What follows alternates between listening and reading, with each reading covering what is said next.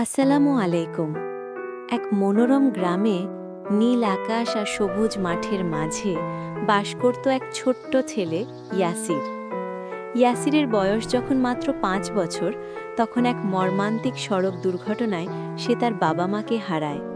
তার পৃথিবীটা যেন এক নিমেষে অন্ধকার হয়ে গিয়েছিল।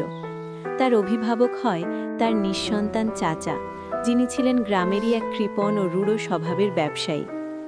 চাচার সংসারে ইয়াসিরের দিন কাটতে লাগলো অত্যন্ত কষ্টে। তাকে নিজের ছেলের মতো না দেখে একজন চাকরের মতো ব্যবহার করা হতো। চাচার নিজের একটি ছেলে ছিল, নাম তার রাফি। রাফি ছিল চাচার চোখের মণি। তাকে নতুন জামা কিনে দেয়া হতো, ভালো খাবার খাওয়ানো হতো, আর ইয়াসিরকে শুধু রাফির পুরনো ছেঁড়া কাপড় পরে থাকতে হতো। ইয়াসিরকে সকালে উঠে গরু ছাগল নিয়ে মাঠে যেতে হতো, বাজার থেকে বাজার করতে হতো, অথচ তার নিদের পেট ভরে খাওয়ার নিশ্চয়তা ছিল না। প্রতিদিন ফজরের আজানের আগেই ইয়াসির জেগে যেত। অজু করে সে চলে যেত গ্রামের ছোট্ট মসজিদটিতে। মসজিদের ইমাম মওলানা ইউনুস ছিলেন অত্যন্ত দয়ালু ও স্নেহশীল মানুষ। ইয়াসিরের দুঃখ দেখে তার মন কেঁদে উঠত। তিনি ইয়াসিরকে কাছে ডেকে কুরআন শিক্ষা দিতেন, আল্লাহর গল্প শোনাতেন। একদিন মাগরিবের নামাজের পর ইয়াসিরকে পাশে বসিয়ে মওলানা ইউনুস বললেন, ইয়াসির বাবা, তুমি কি জানো হজরত ইউসুফ আলাইহিস সালামকে তার সৎ ভাইয়েরা কুয়ায় ফেলে দিয়েছিল। তারপর তাকে বিক্রি করে দেয়া হয় মিশরে কৃতদাস হিসেবে। তার ওপর দিয়ে কত যে কঠিন সময় গিয়েছে, কিন্তু তিনি কখনো আল্লাহর ওপর থেকে ভরসা হারাননি। শেষ পর্যন্ত আল্লাহ তাকে মিশরের শাসক বানিয়েছিলেন। মনে রেখো বাবা, আল্লাহর পরিকল্পনা সবচেয়ে সুন্দর। তুমি শুধু সবর করো আর নিজেকে সংশোধন করে চলো। ইমাম সাহেবের কথাগুলো ইয়াসিরের মনে গভীর রেখাপাত করল। সে বুঝতে পারল তার দুঃখ একা নয়, এই পৃথিবীতে অনেক নবী রাসূলও কঠিন পরীক্ষার সম্মুখীন হয়েছেন। সে প্রতিদিন ঘুমাতে যাওয়ার আগে দুহাত তুলে দোয়া করত, হে আল্লাহ, তুমি ছাড়া আমার আর কেউ নেই। তুমিই আমার একমাত্র অভিভাবক। তুমি আমার অবস্থা এমনিভাবে না রেখে উত্তম কিছু দান করো। আমাকে ধৈর্য ধরার শক্তি দাও। এভাবে বছর কয়েক কেটে গেল। ইয়াসির এখন এক পরিশ্রমী ও সৎ যুবকে পরিণত হয়েছে। সে চাচার বাড়ির সব কাজ করত, কিন্তু তার চাচা ও চাচাতো ভাই রাফি তাকে সব সময় হেয় করত। রাফি পড়ালেখায় ফেল করেছিল, আর ইয়াসির ইমাম সাহেবের কাছে পড়ে গ্রামের মাদ্রাসা থেকে ভালো ফলাফল সহ পাশ করে। এই দেখে চাচা ও রাফির ঈর্ষার আগুন আরও জ্বলে উঠল। একদিন চাচা ইয়াসিরকে ডেকে বলল, শোন, তুই এখন বড় হয়েছিস, আমার এখানে তোর আর প্রয়োজন নেই। এটা নিয়ে দূরে কোথাও চলে যা। বলে সে ইয়াসিরের হাতে মাত্র 10টি রৌপ্য মুদ্রা গুজে দিল। ইয়াসিরের চোখে পানি চলে এলো, কিন্তু সে কিছু বলল না। সে তার সামান্য জিনিসপত্র একটি ছোট্ট কাপড়ের বান্ডিলে বেঁধে চাচার বাড়ি থেকে বেরিয়ে পড়ল। প্রথমে সে গেল মওলানা ইউনুসের কাছে। সব শুনে মওলানা ইউনুস চোখ মুছে বললেন, ইয়াসির, ভয় পেও না। আল্লাহ কারো ওপর এমন বোঝা চাপান না যা সে বইতে পারে। তুমি শহরে চলে যাও, সেখানে তোমার জন্য অনেক সুযোগ আছে। সব সময় সততার পথে থাকবে, নামাজ কখনো ছাড়বে না। নিশ্চয়ই আল্লাহ তোমার জন্য পথ খুলে দেবেন। ইয়াসির শহরের পথে রওনা দিল। কিছু দূরে যেতেই দেখল পথের ধারে একটি গাছের নিচে একজন খুব অসুস্থ ও দুর্বল বুড়ো মানুষ পড়ে আছে। তৃষ্ণায় তার জিভ শুকিয়ে গেছে। ইয়াসিরের মায়া হলো। তার কাছে থাকা অল্প খাবার আর পানি দিয়ে সে বুড়ো লোকটির সেবা করল। লোকটি একটু সুস্থ হয়ে ইয়াসিরকে বললেন, বাবা, তুমি খুব ভালো মানুষ, আল্লাহ তোমার মঙ্গল করুন। তুমি কি আমাকে আমার বাড়ি পৌঁছে দিতে পারবে? ইয়াসির রাজি হয়ে গেল। লোকটিকে নিয়ে ইয়াসির অনেক পথ হাঁটল।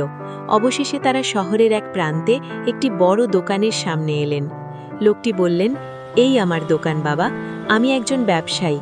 অসুস্থতার কারণে অনেক দিন দোকানে আসতে পারিনি। তুমি আমাকে শুধু সেবাই করনি, আমার প্রাণও বাঁচিয়েছ। তোমার কি নাম?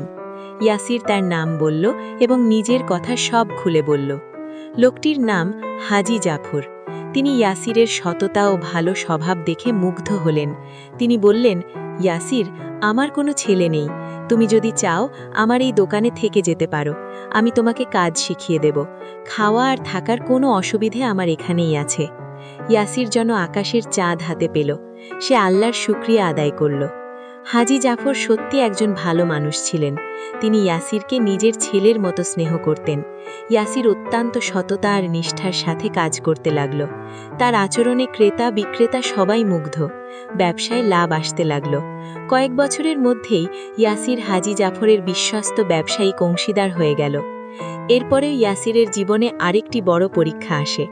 হাজী জাফর একদিন ইয়াসিরকে ডেকে বললেন, ইয়াসির, আমি একটি বিরাট বাণিজ্যিক জাহাজের মালিকানার অর্ধেক শেয়ার কিনতে চাই, কিন্তু এর জন্য আমাদের এই দোকানটি সহ সব পুঁজি বিনিয়োগ করতে হবে।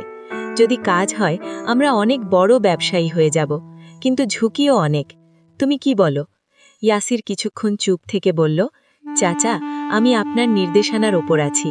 তবে আমরা যদি সব বিনিয়োগ করি আর আল্লাহর ওপর ভরসা রাখি, তাহলে তিনি নিশ্চয়ই আমাদের ব্যর্থ করবেন না। আমি একমত। তারা সব বিনিয়োগ করলেন। কিন্তু কিছু মাস পর এক ভয়ানক সংবাদ এলো। সমুদ্রে প্রচণ্ড ঝড়ে তাদের সেই বাণিজ্যিক জাহাজ ডুবে গেছে। সব পণ্য, সব টাকা ডুব। হাজী জাফর এই খবরে মর্মাহত হয়ে পড়লেন এবং গুরুতর অসুস্থ হয়ে পড়লেন। ইয়াসির তার সেবা করল, কিন্তু কিছুদিন পরেই হাজী জাফর মারা গেলেন। ইয়াসির আবার একা হয়ে গেল। এবার তার কাছে কিছুই নেই, না দোকান না টাকা। কিন্তু সে হাল ছাড়ল না।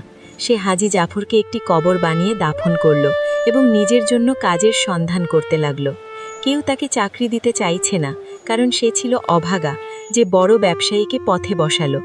ঠিক তখনই ঘটল এক অদ্ভুত ঘটনা। একদিন শহরের সবচেয়ে বড় বণিক সভার প্রধান, সেখানকার রাজার প্রধান উপদেষ্টা স্যার সোলাইমান ইয়াসিরের খোঁজে তার কাছে এলেন। ইয়াসির ভয় পেয়ে গেল, ভাবল কোনো অপরাধে পড়ল কিনা। স্যার সোলাইমান ইয়াসিরকে সালাম দিয়ে বললেন, তুমি কি ইয়াসির, যে হাজী জাফরের সাথে কাজ করতে? ইয়াসির মাথা নাড়ল।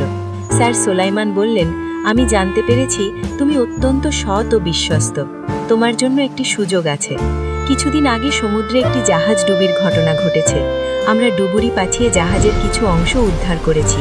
সেখানে একটি সিন্দুক পাওয়া গেছে, যাতে অমূল্য সম্পদ আছে, কিন্তু সিন্দুকটি তালাবদ্ধ। তার সাথে একটি চিঠি পাওয়া গেছে, যাতে লেখা আছে এই সিন্দুকের চাবি এবং অর্ধেক সম্পদের মালিক হবে একজন সৎ যুবক নাম ইয়াসির।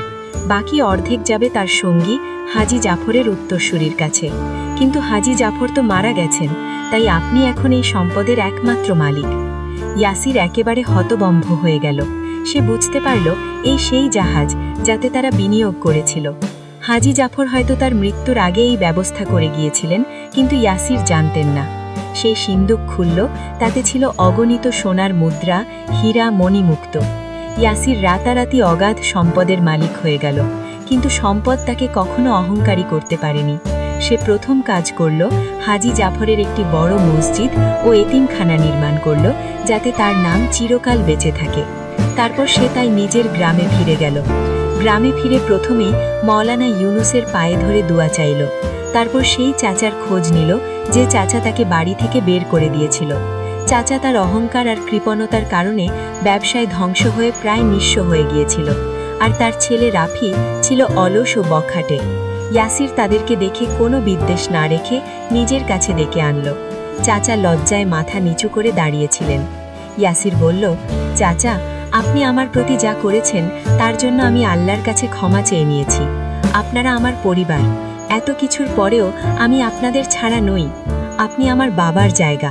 চলুন আমার সাথে শহর চলুন, আমি আপনাদের দেখাশোনা করব। চাচা আর রাফি ইয়াসিরের উদারতায় কেঁদে ফেলল। তারা ইয়াসিরের সাথে শহরে চলে গেল। ইয়াসির রাফিকে একটি ভালো ব্যবসা শেখালো, তাকে সৎ পথে আনার চেষ্টা করল। ইয়াসিরের গল্পটি গ্রামে গঞ্জে ছড়িয়ে পড়ল। মানুষ বুঝল ইয়াসিরের আসল শক্তি ছিল তার সবর, তার সততা এবং আল্লাহর উপর অটল বিশ্বাস। আর এই বিশ্বাসই তাকে পৃথিবীর সবচেয়ে ধনী ও সম্মানিত ব্যক্তিতে পরিণত করেছিল। সে প্রমাণ করেছিল, রাতের আধার যত গভীরই হোক না কেন, ঈমানের সকাল অবশ্যই আসে। আসসালামু আলাইকুম।